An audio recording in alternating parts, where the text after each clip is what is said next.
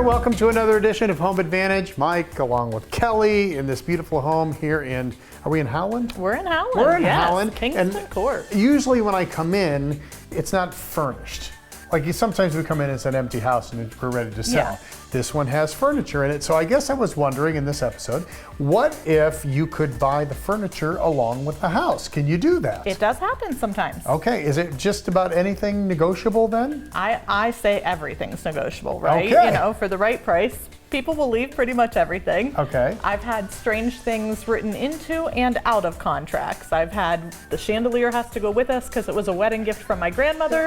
And I've had, we want you to leave the dining room table and everything in between. Okay, who comes up with those, since you're talking about contracts, who comes up with that stuff and how important is it to put that language in the contract? The buyer dictates the terms and the buyer's agent starts the contract and writes it out. And it is important to have some certain verbiage in there because you run into appraisal issues, like if you said, I want this, this, and this to stay, the appraiser needs to add value to those items unless it's worded where at no value or for the seller's convenience. Okay. So then we don't have to get into that mess of assigning how much is the TV worth. Which we would like to do, right? Right. Okay, all right, now that's a good question. How much is this stuff worth, considering it might have been in the house for quite some time?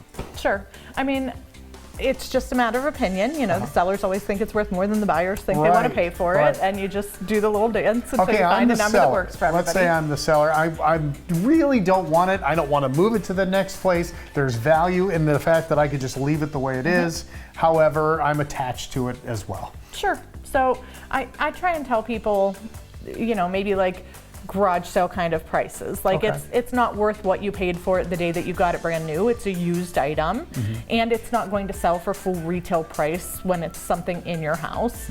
But of course, you know, if it's in good condition, if it's a nice item, which it is, or they wouldn't be asking for it, then you should get some value for it. And if I'm the buyer, let's say I'm moving in from out of town and I don't feel like lugging all my stuff, to have the furniture and everything here, there's value to that too, right? Especially in a nice house where you're like, oh, they have nice taste, I could see myself here. Then it's like, just leave it how it is. This is one of those houses. If you would like to see this and see the pictures and the videos and all that good stuff, the website is kellysoldit.com. And then the phone number is? You can find us, you can call or text 330-717-2689. All right, there's your edition today of Home Advantage.